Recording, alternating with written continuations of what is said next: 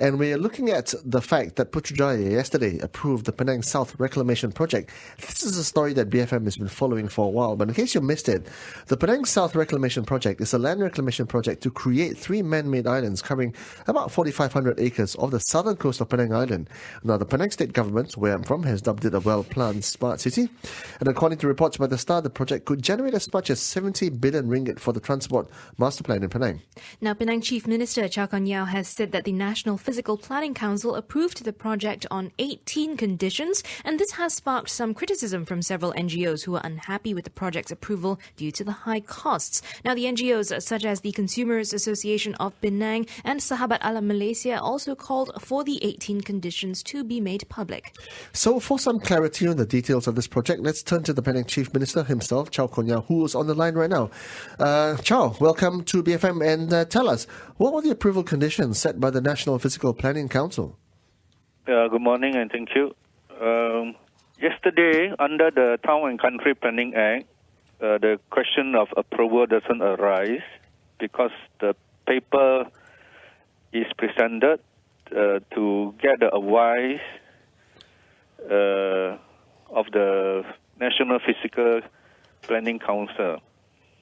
So, the paper submitted by Plan Malaysia was deliberated and accepted with 18 conditions imposed. If you want me to read it out, it's very long.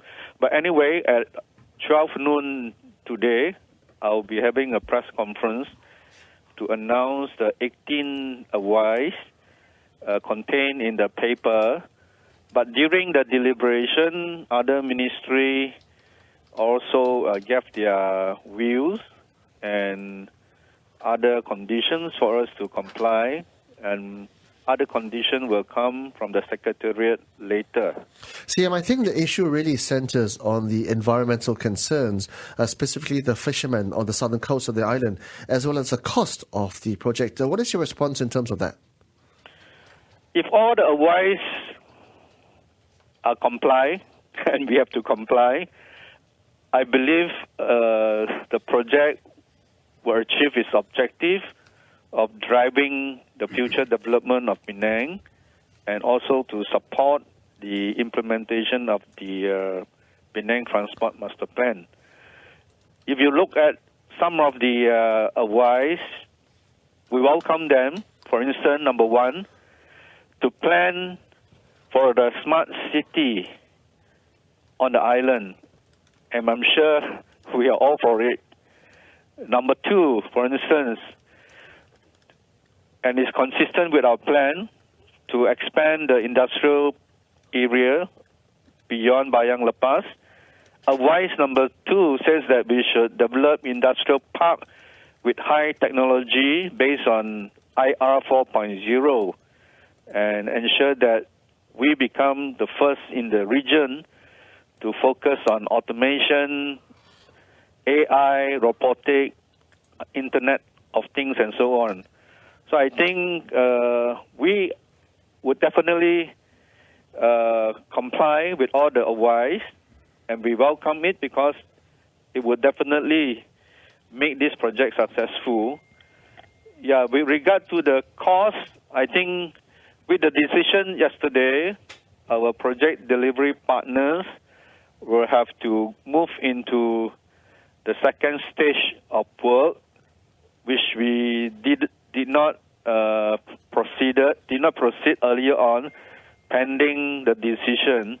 Now, with this go ahead given, the PDP would have to work out the detailed design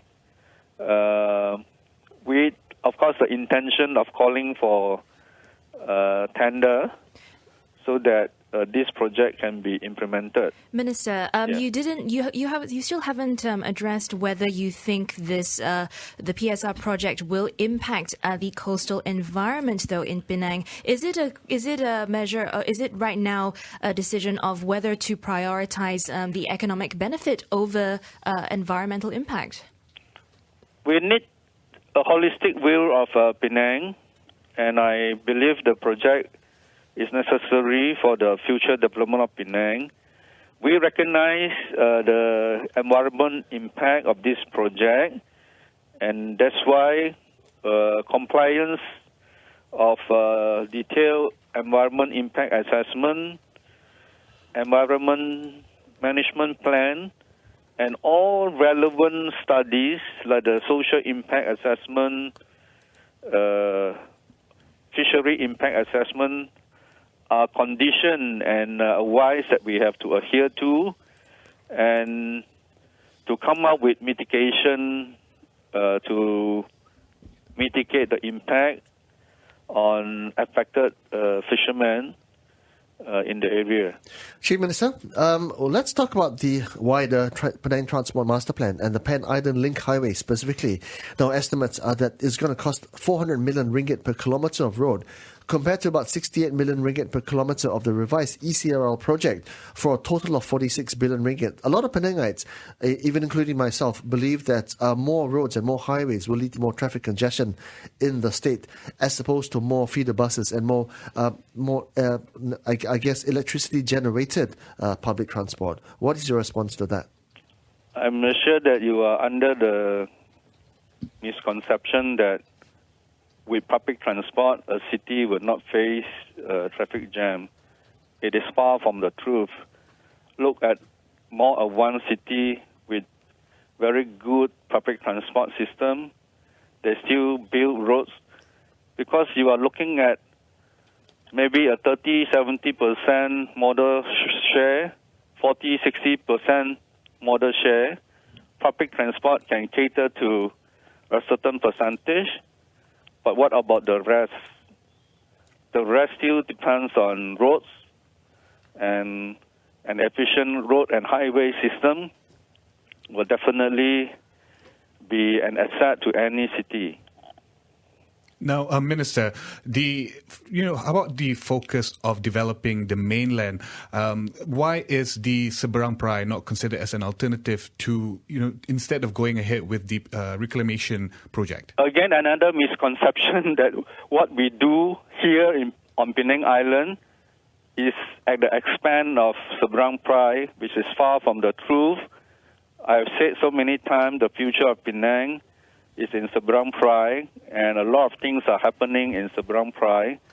But Penang Island would continue to receive attention as the prime mover of our manufacturing and services sector, and we have to continue to grow it. Chief, CM, in terms of the 46 billion ringgit cost for the Pan Island Link Highway, which of course, as you have previously supported... No, it's not 46 billion. Get your facts true. What is the exact amount? 46 billion for the Pan Island Link. No. What is the Penang Transport Master Plan going to cost overall?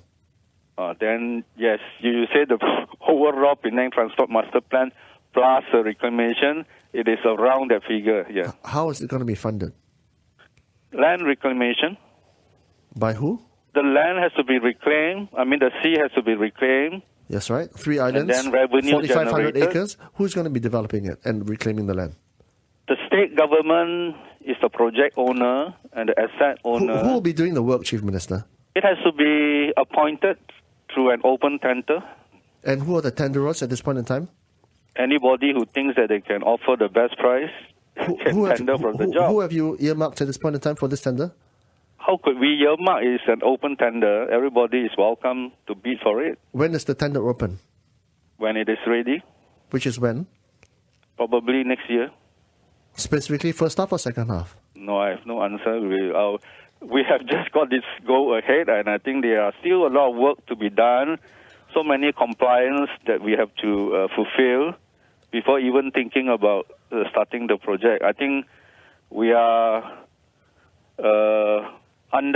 of course, we have given our commitment. We will never and can never start unless we have secured all approval and compliance fulfilled. Last question, Chief Minister. 46 billion ringgit cost. What is the expected fiscal return from this project? You quoted the star, 70 billion. I didn't quote any star number. CM, I'm asking you now. You quoted early on. It wasn't me, CM. I'm asking you now. What is the expected fiscal return? Your radio station, I don't know who is over the other end. Do you expect me to name the person?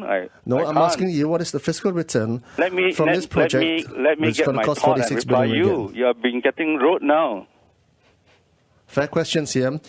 Government going to spend 46 billion ringgit. What is the fiscal return? That's why I answer. You quoted star 70 billion. I think it can be more than that. Thank you ever so much for your time. You didn't want to hear my answers. So what is the Thank answer, you. CM? That was Penang Chief Minister Chow answering about the Penang South Reclamation Project, as well as the 46 billion ringgit estimated cost for the entire Penang Transport Master Plan. Comments? Interesting project, isn't it? Interesting, and it looks like we're going to be seeing perhaps the tender open for the project sometime next year. That's right. So once, I suppose we'll have more information on that as soon as the Penang State government manages to get all its papers in order. That's right. And they give in order. And I think we'll have to keep an eye on the compliance side of things. I think that has been the headline of our Chief Minister. Okay.